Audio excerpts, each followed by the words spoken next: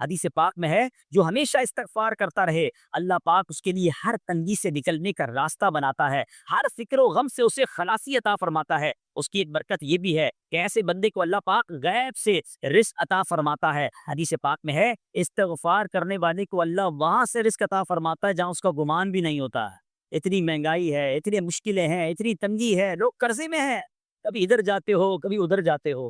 ارے بھائی سب کے پاس جاتے ہو، رب کے پاس کیوں نہیں جاتے؟ استغفار کرنا شروع کر دو، فرمایا ادھر سے روزی دے گا جہاں تمہارا گمان بھی نہیں جائے گا۔ اس کی برکت سے اللہ پاک دلوں کے ضد کو دور فرماتا ہے۔ اے کاش کہ ہم استغفار کرنے والے بن جائیں۔ اور آپ کو شاید پتہ نہیں ہے، استغفار جہاں گناہوں کی معافی ہے نا، وہاں یہ بہت سارے مسائل کے حل کی کنجی بھی ہے۔ آپ اگر پرابلم میں ہیں، روزی کے مسائل ہیں، اولاد نہیں ہو رہی ہے یا کوئی بھی پرابلم ہے، واقعہ سنیے۔ حضرت امام حسن بصری رحمۃ اللہ تعالی، بہت بڑے بزرگ، ایک شخص آ کر کہتا حضور بارش نہیں ہو رہی ہے، قحط کی پوزیشن آ گئی ہے، بارش نہیں ہو رہی، دعا فرمائیں، کو وظیفہ عطا فرمائیں۔ آپ نے فرمایا استغفار کر، وہ چلا گیا۔ اچھا، ایک بزرگ بیٹھے تھے ان کے پاس، حضرت ربیع بن سبیح رحمۃ اللہ، وہ دیکھ رہے تھے، دوسرا بندہ آیا نا، کہتا حضور تنگ دستی ہے، کاروبار میں ڈاؤن ہے، رزق میں تنگی ہے۔ آپ نے فرمایا استغفار کرو۔ پھر تیسرا شخص آیا، کہتا حضور اولاد نہیں ہو رہی ہے، اصول اولاد کے لیے وظیفہ لینا ہے، فرمایا استغفار کرو۔ چوتھا بندہ آیا، وہ کہتا کہ حضور میرے باغ میں فصلوں میں پیداوار کی کمی ہے، فرمایا استغفار کرو۔ حضرت ربیع بن سبیح کہتے ہیں حضور پہلا بندہ الگ پرابلم لے کر آیا، دوسرا الگ، تیسرا الگ، چوتھا الگ، چاروں کو ایک ہی دوائی، چاروں کو ایک ہی وظیفہ، استغفار استغفار۔ آئے ہائے، بڑوں کی بڑی بات ہے۔ قرآن میں بھی پڑھتا ہوں، قرآن آپ بھی پڑھتے، اگر دیکھو اللہ والے کیسے پڑھتے، کیا خوبصورت جواب دیا آپ نے۔ آپ فرماتے ہیں سورہ نوح پارہ 29 آیت نمبر 10 سے 12 کی آپ نے تلاوت فرمائی۔ اب ذرا قرآن سنیے گا، استغفروا ربکم انہ کان غفارا، بے شک وہ بڑا معاف کرنے والا ہے، آپ میں دے گا عطا، کیا فرمائے گا، یرسل السماء علیکم مدرارا، وہ تم پر موسلا دھار بارش بھیجے، ویمددکم باموال وبنین ویجعل لکم جنات ویجعل لکم انہارا، فرمایا اور مالوں اور بیٹوں سے تمہاری مدد فرمائے گا، اور تمہارے لیے باغات بنا دے گا، اور تمہارے لیے نہریں بھی بنائے گا۔ باغات بھی بڑھ رہے ہیں، اولاد بھی عطا ہو رہی ہے، مال بھی بڑھ رہا ہے، بارش بھی ہو رہی ہے، اس چیز سے، استغفار سے۔ تو استغفار یہ آپ کے بہت سارے پرابلمز کا حل ہے، مسائل کا حل ہے۔ بس اپنی زبان استغفار سے تر رکھے۔ اچھا، پھر اس پہ تھوڑی سی شرمندگی بھی، ایسا نہیں کہ استغفار بھی ہو رہا ہے اور دماغ کہیں اور ہے، مسکرا بھی رہے ہیں، ہنس بھی رہے ہیں، اور استغفر اللہ، کسی سے معافی مانگتے ہوئے ہنستا ہے کیا بندہ؟ استغفر اللہ ربی من کل ذنب واتوب الیہ، یا اللہ میں اپنے سارے گناہوں سے تجھ سے معافی مانگ رہا ہوں۔ کس بہت سارے استغفار کے سیکھے ہیں، استغفر اللہ العظیم من کل ذنب عظیم، اے اللہ میں تجھ سے استغفار کرتا ہوں، وہ رب جو بہت عظیم ہے، اپنے سارے بڑے گناہوں سے بھی استغفار کرتا ہوں۔ الگ سیغوں سے اللہ کی بارگاہ میں استغفار کریں، ہو سکے تو کبھی گناہ یاد آئیں تو آنسو بھی بہ رہے ہوں، مگر یہ استغفار اللہ کو بڑا پسند ہے، معافی رب کو بہت پسند ہے۔ ابو اللیث سمرقندی رحمۃ اللہ تعالی لکھتے ہیں، پچھلی قوموں میں ایک شخص تھا، اس نے بہت گناہ کیے تھے۔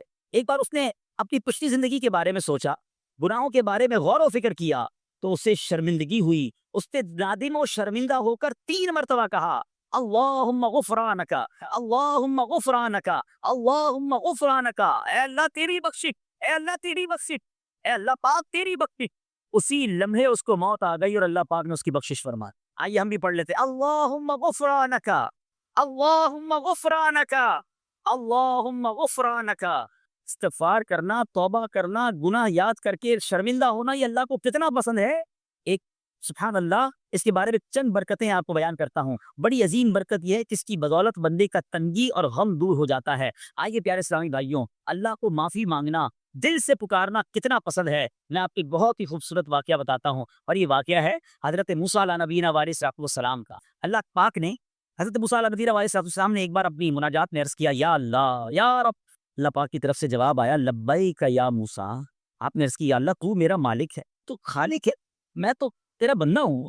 ارشاد ہوا، مجھے یہ پسند ہے کہ جب مجھے کوئی میرا بندہ یا رب پکارے تو میں اسے لبیک کہہ کر جواب۔ اللہ فرما رہا ہے، حضرت موسیٰ نے عرض کی، یا رب کیا یہ ہر موتی بندے کے لیے ہے؟ کیا ہر نیک آدمی کے لیے ایسا ہے کہ جب تجھے وہ پکارے تو لبیک فرماتا ہے؟ سنو، اللہ فرماتا ہے ہاں، بلکہ ہر گناہگار بندے کے لیے بھی ہے۔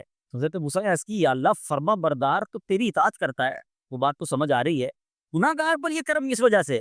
اے ہے، سنو میرے رب کیسا کریم ہے۔ فرماتا ہے موسیٰ، اگر میں بھلائی کرنے والے کو اس کی بھلائی کا بدلہ دوں اور برائی کرنے والے پر اس کی برائی کی وجہ سے احسان نہ کروں تو میرا جود و کرم کہاں جائے گا؟ اللہ فرماتا ہے میرا پھر کرم، میری رحمت کس لیے ہے؟ برائی کرنے والا بھی, گناہ کرنے والا بھی مجھے پکارتا ہے, میں اسے بھی لبیک کہہ کر جواب دیتا. حضرت موسیٰ علیہ نبینا علیہ السلام کو ایک بار وہی نازل ہوئی کہ اے موسیٰ فلاں علاقے میں جاؤ, ہمارا ایک نیک بندہ اس کا انتقال ہو گیا ہے, جا کے اس کو غسل دو, اس کو کفن دو اور اس کا جنازہ پڑھو. حضرت موسیٰ وہاں پہنچ گئے اور جب وہاں جا کر آپ نے لوگوں سے کہا کہ مجھے فلاں بندے کے پاس لے جاؤ جس کا انتقال ہوا ہے, مجھے غسل دینا ہے, کفن پڑھنا ہے, جنازہ پڑھنا ہے.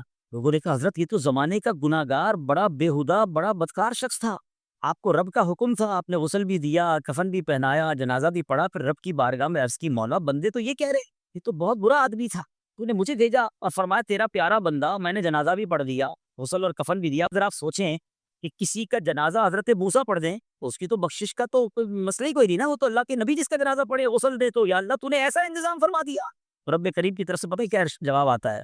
اللہ فرماتا ہے اے موسیٰ بندے سچ کہتے ہیں, یہ بندہ واقعی بڑا گناہ گار تھا. جو علاقے والے شہر کے لوگ کہہ رہے ہیں نا ٹھیک کہہ رہے ہیں, یہ بندہ تھا ہی احساس. یا اللہ جب اتنا گناہ گار, اتنی بڑی مہربانی کس وجہ سے؟ ارشاد ہوا اے موسیٰ اس بندے نے مرنے سے پہلے مجھ سے 5 کلمات کے ذریعے بات کی, مناجات کی, مجھے پکارا, 5 سینٹنس تھے, 5 کلمے تھے, اور اے موسیٰ اس کی وجہ سے میں نے اس کی مغفرت فرما دی.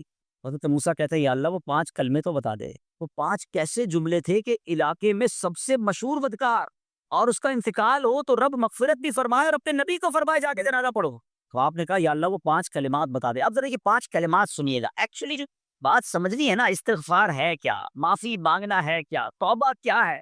اللہ فرماتا نا کہ ہم نے سنا کہ جو بندہ اللہ سے استغفار کرتا ہے اللہ اسے دیکھ کر مسکراتا ہے. اس کی وجہ یہ کہ بندہ رب کی بارگاہ میں اپنے آپ کو سرنڈر کرتا ہے, اپنے گناہ یاد کرتا ہے, اپنی کم مائیگی کا اظہار کرتا ہے. وہ کہتے ہیں الندم التوبہ, شرمندگی توبہ. شرمندہ ہو جائے نا انسان. دنیا میں پتہ کیا معاملہ ہے, ہم کسی عدالت میں جا کر کہہ دیں ہم نے جرم کیا ہے, اقبال جرم, ٹھیک ہے, تو کیا ہوتا ہے, جج کہتا ہے پھر اس کو گرفتار کروا اور سزا سناؤ. بندہ خود ہی مان رہا ہے, گواہوں کی ضرورت کیا ہے. دنیا کی عدالت میں اقبال جرم پر سزا ملتی ہے. میرے رب کی رحمت کی عدالت دیکھو, بندہ وہاں جا کر اقبال جرم کرے, شرمندہ ہو جائے, معافی مانگ لے, اللہ اس کے سارے گناہ معاف فرما دے. یہ فرق ہے دنیا والوں میں اور رب کی عدالت میں. سبحان اللہ. وہ حضرت موسیٰ کہتے ہیں یا اللہ وہ 5 کلمے بتا, اور بتائے گئے تو وہ 5 کلمے سنیے ذرا. وہ بندہ کہتا ہے مرنے سے پہلے اے رب تو جانتا ہے میں نیکوں سے محبت کرتا ہوں اگرچہ خود نیک نہیں ہوں. یا رب تو جانتا ہے میں فاسقوں سے بغض رکھتا ہوں اگرچہ میں خود فاسق. سمجھ رہے بات؟ اللہ نیکوں سے پیار کرتا ہوں, مجھے پتا ہے میں خود نیک نہیں ہوں, میں گناہ گاروں سے نفرت کرتا ہوں حالانکہ میں خود بھی گناہ گار ہوں, کہیں بھی اپنی بڑائی نہیں ہے, میں گناہ گار, میں بدکار, مگر اللہ میں پیار کرتا ہوں نیک لوگوں سے. تیسرا جملہ کیا تھا, یا رب اگر مجھے معلوم ہو جائے کہ میرے جنت میں داخل ہونے سے تیری ملکیت میں کوئی کمی آ جائے گی تو اللہ میں تجھ سے پھر جنت کا سوال کرنا چھوڑ. مجھے یہ پتا ہے یا اللہ تو نے مجھے جنت میں داخل کیا نا, تیری جنت میں کوئی کمی نہیں آئے گی, بہت بڑی ہے, اب مجھے داخل بھی کرنے سے تیرا کچھ نہیں جائے گا. اگر کچھ جاتا ہوتا تو یا اللہ میں جنت تیرے سے مانگنا چھوڑ دیتا. چوتھا جملہ کیا ہے, اے رب اگر مجھے معلوم ہو جائے کہ مجھے جہنم میں داخل کرنے سے تیری ملکیت میں اضافہ ہو جائے گا تو میں پھر جہنم سے پناہ نہیں مانگوں گا. یعنی اگر تو تیرے ملک میں تیری شان میں اضافہ ہو رہا ہے مجھے جہنم میں ڈالنے سے, پھر تو میں نہیں کہوں گا تجھے کہ جہنم سے نکال. اگر مجھے پتا ہے تو پہلے ہی مالک ہے, تو پہلے ہی خالق ہے, سب کچھ تیرا ہے, مجھے جہنم میں ڈالنے سے تیری کوئی ملکیت میں اضافہ نہیں ہونا. اور آخری بات کیا کہتا ہے, یا رب اگر تو مجھ پر رحم نہ کرے گا تو پھر کون کرے.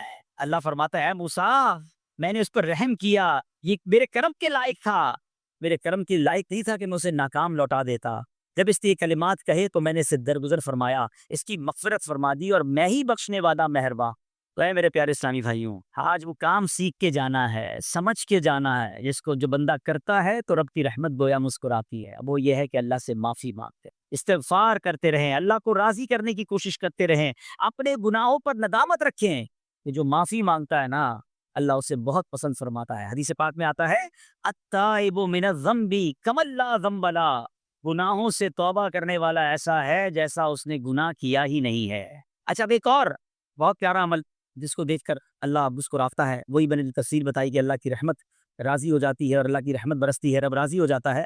نبی پاک علیہ الصلوۃ والسلام نے فرمایا 3 بندے ہیں اللہ پاک انہیں دیکھ کر مسکراتا اور کیا ہوتا ہے, فرمایا اور بہت خوش ہوتا ہے. اب وہ 3 بندے کون سے ہیں چیک کرنے ہم ان میں ہیں کہ نہیں. فرمایا نمبر 1 وہ بندہ جو رات کو اٹھے, بستر چھوڑے, اچھی طرح وضو کرے, پھر نماز پڑھنے کھڑا ہو جائے, اسے دیکھ کر اللہ پاک فرشتوں سے فرماتا ہے اے فرشتوں بتاؤ میرے بندے کو نیکی پر کس نے اکسایا ہے, فرشتے عرض کرتے ہیں مولا تو بہتر جانتا ہے. اللہ پاک فرماتا ہے ہاں میں جانتا ہوں مگر تم مجھے بتاؤ. فرشتے عرض کرتے ہیں اے مالک کریم تو نے اسے ایک چیز یعنی جہنم کا خوف دیا ہے یہ اس سے ڈرتا ہے. اے اللہ تو نے ان کو ایک چیز جنت کی امید دلائی ہے یہ اس کی امید رکھتا ہے. اے اللہ یہی خوف اور امید ہے کہ اس نے اسے رات کی نیند قربان کر کے تیرے حضور کھڑے ہونے پر ابھارا ہے. اب اللہ پاک فرماتا ہے اے فرشتوں گواہ ہو جاؤ یہ جس چیز سے ڈرتا ہے یعنی جہنم سے ڈرتا ہے میں نے اپنے اس بندے کو اس سے امن بخشا اور جس کی امید رکھتا ہے یعنی جنت کی میں نے جنت اس پر واجب کر دی. رات اٹھ کر جب دنیا سوئی ہو بندہ اٹھ کر تہجد کی نماز ادا کرے اللہ کی بارگاہ میں آنسو بہائے اللہ فرشتوں کے سامنے گویا فخر فرماتا. دوسرے نمبر پر سنو فرما دوسرا وہ شخص جو حق و باطل کی لڑائی میں شریک ہوا ثابت قدم رہا یہاں تک کہ شہید ہو گیا یا اللہ پاک نے اسے فتح عطا فرمائی. اللہ اس بندے کو دیکھ کر بھی مسکراتا ہے. جہاد کرنے والے مجاہدین یا تو شہید ہو جائیں یا غازی ہو کر لوٹے اللہ کی رضا کے لیے اللہ کی رحمت ان پر بھی چھما چھم برستی ہے. اور تیسرے نمبر پر فرمایا تیسرا وہ بندہ جو رات کو سفر کرتا ہے یہاں تک کہ رات کے آخری حصے میں جب کہیں ٹھہرتا ہے تو اس کے ساتھ والے سو جاتے ہیں مگر وہ کھڑا ہو کر نماز پڑھنے لگتا ہے. اس بندے کو دیکھ کر بھی اللہ پاک مسکراتا ہے. اجتماعی عبادت کے بڑے فائدے ہیں. اجتماع میں آنا محفل میں آنا دعا میں شرکت کرنا بہت اچھی بات مگر اپنی عادت ایسے نہیں بنائیں کہ کچھ عبادتیں ایسی کریں کہ میں جانوں اور رب جانے. یہ جو رات اٹھ کر دعا کا لطف ہے رات اٹھ کر جو نماز پڑھنے کا لطف ہے نا جب ساری دنیا سو رہی ہے اور بندہ اپنے رب کی بارگاہ میں حاضر ہے. علماء کہتے ہیں دن کے نوافل کے مقابلے میں رات کے نوافل افضل ہیں کیونکہ رات سکون ہوتا ہے رات رکعت قلبی ملتی ہے. سبحان اللہ رحمت الہی چھما چھم برستی ہے. ہمیں کیا کرنا ہے کہ رات تہجد کی نماز کی عادت ڈالے. رمضان میں بن گئی تھی نا ساری کے لیے اٹھتے تھے تو لوگ تہجد پڑھتے تھے. اللہ کرے کہ یہ عادت بن جائے کبھی کبھی اگر ہر روز نہیں ہو سکتا کم از کم کبھی کبھی کرے. اچھا اگر ایسی کوئی عبادت ہو بھی جائے نا پھر سب کو بتائیں نا کہ رات اٹھا تھا تو جناب دعائیں بھی کی تو آنسو بھی بہائے. نہیں کبھی کبھی ایسا کیا کرو کہ میں جانوں اور رب جانے. اللہ سے باتیں کیا. میں آپ کو صحیح بتاؤں آپ مجھے ایک بات بتائیں یہ تو آپ نے سن بھی لیا کہ اللہ کی رحمت کس قدر برستی ہے اس پر.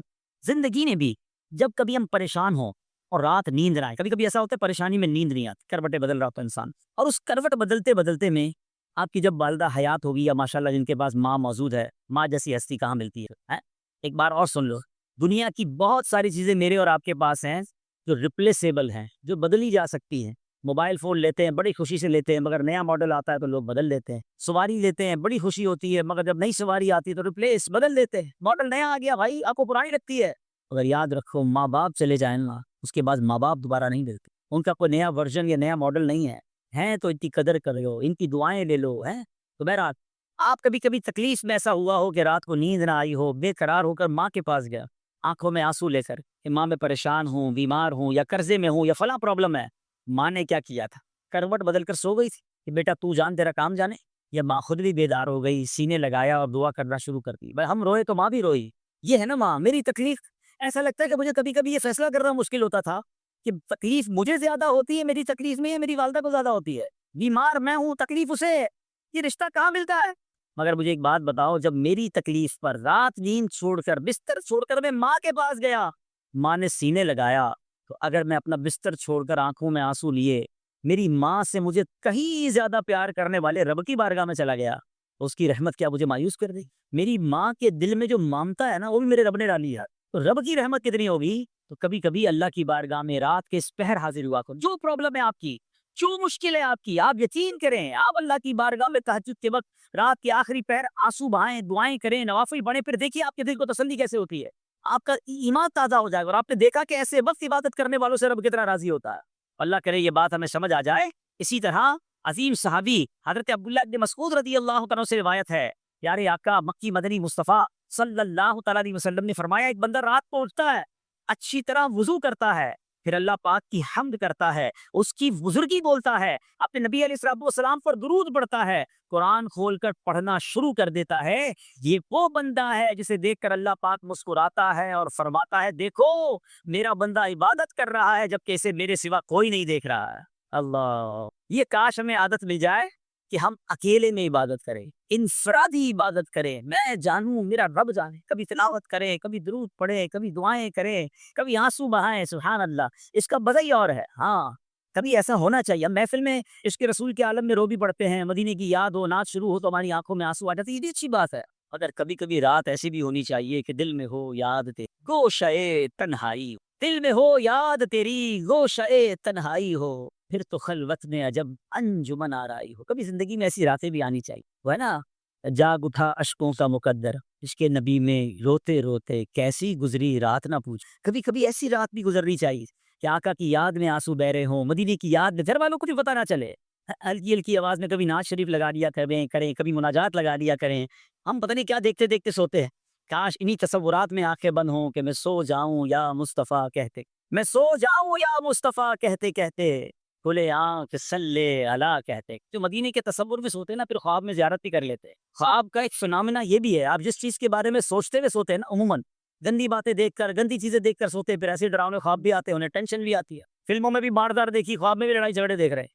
जो मदीने की यादों में सो रहा है, जो बावुज़ू सो रहा है, जो अल्लाह अल्लाह का ज़िक्र करके सो रहा है, जो नवाफ़िल पढ़ के सो रहा है, फिर देखो ख्वाब में भी कहाँ-कहाँ की सैर करेगा इंशाअल्लाह। तो अपनी अपनी खलवतों को अच्छा करें, अपने अकेले वक़्त को भी खूबसूरत करें, आँसू बहाएँ और सुभान अल्लाह, तहज्जुद पढ़ने वालों के चेहरों पर नूर भी आ जाता है। हाँ, ये एक अलग नेमत उन्हें मिलती है, अल्लाह नसीब फरमा दे। अच्छा, एक और खूबसूरत काम, अल्लाह करीम जिन्हें देखकर मुस्कुराता है। फरमाया हज़रत अबू सईद खुदरी रज़ियल्लाहु तआला फरमाते हैं, रसूल ज़ीशान मक्की मदनी सुल्तान सल्लल्लाहु तआला अलैहि वसल्लम ने फरमाया, 3 बंदों को देखकर अल्लाह पाक मुस्कुराता है। वो कौम जो नमाज में सफ़े सीधी करती है, और जो वो बंदा जो अल्लाह पाक की राह में जिहाद करता है, तीसरा वो बंदा जो रात के अंधेरे में इबादत करता है। इन्हें देखकर अल्लाह पाक मुस्कुराता है। जिहाद वाली बात और रात वाली इबादत की बात तो हो गई, अब इसमें नई बात सीखने को मिली, सफ़े दुरुस्त करने वाली। अब रोज नमाज पढ़ रहे हैं, सफ़े दुरुस्ती कर रहे होते हैं, इमाम साहब कह के थक जाते हैं, कांधे से कांधा मिलाएं, सफ़ों को सीधा करें। सफ़ों को सीधा करने वालों को देखकर रब की रहमत मुस्कुराती है, रहमत परस्ती है। अब ये कितना आसान काम है, मगर इसकी तरफ भी तवज्जो नहीं होती है। याद रखिए कि सफ़े सीधी करना ये बड़ी नेकी है, और अल्लाह करे कि हम इस पर अमल करने वाले बने। और सफ़े दुरुस्त ना करना तर्के वाजिब, नाजायज़ और गुनाह है। सीधी सफ़े नहीं करते, नहीं नाजायज़ करते हैं, गुनाह करते हैं। सफ़ दुरुस्त ना करने से नमाज नाक़िस रह जाती है। और ये बाज़ औक़ात लोग कहते हैं यार हमें इस नमाज में वसवसे बहुत आते हैं। रिवायतों में आता है सफ़ दुरुस्त ना करना नमाज में वसवसे आने का सबब है। सफ़े ठीक नहीं होगी ना, अजीब-अजीब सी बातें दिमाग में आएँगी। क्यों? हदीस पाक में आता है, शैतान तुम्हारे दरमियान भेड़ के बच्चे की तरह घुस जाता है। शैतान सफ़ों में घुस जाता है। सफ़ सीधी न करने में चेहरा बिगड़ने का अंदेशा है। आए हाय! अब ज़रा गौर कर लीजिए, ये कितना ज़रूरी है। कुरान करीम में एक सूरत है, सूरह साफ़ात। इस मुबारक सूरत की पहली आयत में अल्लाह पाक ने फरमाया, वस्साफ़ाति सफ़्फ़ा। उनकी कसम जो बाकायदा सफ़े बांधे हुए हैं। हज़रत अब्दुल्लाह इब्न मस्ऊद फरमाते हैं, यहाँ सफ़े बांधने वालों से मुराद फ़रिश्ते हैं। हज़रत जाबिर बिन समूरा रज़ियल्लाहु तआला अन्हु फरमाते हैं, एक दिन प्यारे आका मक्की मदनी मुस्तफ़ा सल्लल्लाहु तआला अलैहि वसल्लम तशरीफ़ लाए और फरमाया, तुम ऐसे सब क्यों नहीं बनाते जैसे फ़रिश्ते सफ़े बनाते हैं? हमने अर्ज़ की, या रसूल अल्लाह सल्लल्लाहु तआला अलैहि वसल्लम, फ़रिश्ते कैसे सफ़ बनाते हैं? फरमाया, पहले अगली सफ़ मुकम्मल करते हैं और खूब मिलकर खड़े होते हैं। सुभान अल्लाह, मुबारक हो उन मुसलमानों को जो सफ़े सीधी करते हैं, अच्छी तरह कांधे से कांधा मिलाते हैं, गोया ये फ़रिश्तों का काम कर रहे हैं, फ़रिश्तों वाला काम कर रहे हैं। तफ़सीर तबीन है, फारूक आज़म रज़ियल्लाहु तआला अन्हु का ये मामूल था, जब नमाज़ पढ़ाने लगते तो नमाजियों को फरमाते, सफ़े सीधी कर लो, ए फलां ज़रा आगे हो जाओ, ए फलां ज़रा पीछे हो जाओ। फिर फरमाते, बेशक अल्लाह पाक तुम्हें फ़रिश्तों की तरह देखना पसंद फरमाता। तो सफ़े सीधी रखना ये फ़रिश्तों का अंदाज़ है, और अल्लाह की रहमत खूब बरसती है, गोया रब मुस्कुराता है उन्हें देखकर। तो ऐ मेरे प्यारे इस्लामी भाइयों, और भी बहुत सारे काम हैं जिसको देखकर, जिनको करने से अल्लाह की रहमत छमा-छम बरसती है। बहरहाल आज हमने 3-4 बातें सुनी हैं, आज से उसको नियत कर लेते हैं कि खूब अल्लाह की बारगाह में हम इस्तिग़फ़ार, अपने गुनाहों पर मुआफ़ी माँगेंगे। इंशाअल्लाह रातों को उठकर जब लोग सो रहे होंगे, अल्लाह की बारगाह में इबादत करेंगे। इसी तरह फरमाया कि सफ़ों को दुरुस्त करेंगे, और इंशाअल्लाह इंशाअल्लाह रब की बारगाह से खूब रहमतें लूटेंगे। ऐ मेरे प्यारे इस्लामी भाइयों, ये सब कब हो सकेगा? कि जब हम अच्छे माहौल में रहेंगे। तहज्जुद तो जब पढ़ेंगे ना, जब पहले फ़र्ज़ पढ़ेंगे। जिसकी फ़र्ज़ ही क़ज़ा हो रही है, तो उसको तहज्जुद की बारी कब आएगी? हैं? इस्तिग़फ़ार तो जब करेगा जब ऐसे माहौल में आएगा कि जहाँ गुनाहों को याद दिलाकर मुआफ़ी माँगने का हमें अंदाज़ और उसकी फ़िक्र दी जाए। तो आज के इस पुरफ़ितन दौर में दावत इस्लामी का ये प्यारा माहौल आपके सामने है। इस माहौल से वाबस्ता रहें। हफ़्तावार इज्तिमा में, मदनी काफ़िलों में, हफ़्तावार मदनी मुज़ाकरे में शिरकत करते रहेंगे, तो इंशाअल्लाह इन नेकियों का जज़्बा भी मिलता रहेगा, और इंशाअल्लाह ऐसे काम करने में अल्लाह करे कामयाब हो जाएँ। तसव्वुर ही कितना प्यारा है। यकीन करें, मैं शायद पता नहीं वो फ़ीलिंग आपको महसूस हो रही है कि नहीं, ये तसव्वुर ही कितना प्यारा है کہ کبھی میں کوئی ایسا عمل کر لوں کہ رب کی رحمت مجھے دیکھ کر مسکرا دے، اللہ راضی ہو جائے، اللہ خوش ہو جائے، اور کیا چاہیے، میری تو زندگی کا حاصل ہو گیا نا۔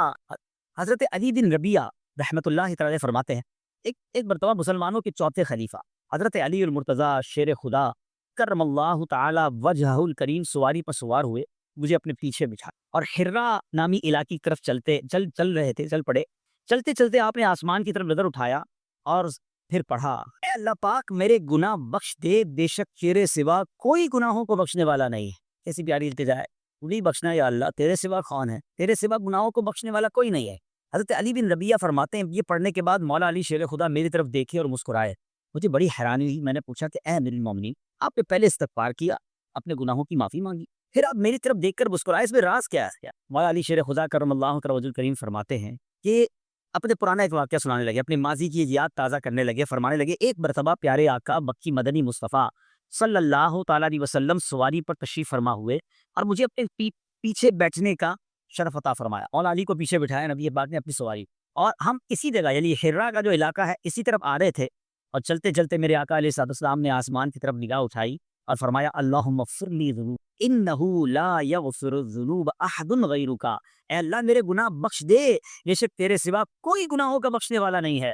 پھر نبی پاک علیہ الصلوۃ والسلام میری طرف دیکھ کر مسکرائے، اے ربیعہ میں نے بھی وہی سوال کیا جو آج تم نے سوال کیا تھا، علی بن ربیعہ نے سوال کیا تھا نا، تو آپ مسکرائے کیوں ہیں؟ نبی پاک علیہ الصلوۃ والسلام سے مولا علی نے سوال کیا، حضور آپ نے پہلے استغفار کیا پھر آپ مسکرائے، تو نبی پاک علیہ الصلوۃ والسلام نے فرمایا، اے علی جب بندہ اللہ پاک سے گناہوں کی معافی مانگتا ہے، اللہ پاک اس بندے سے خوش ہو کر مسکراتا ہے، بس اللہ پاک کے اسی مسکرانے کی وجہ سے میں مسکرایا۔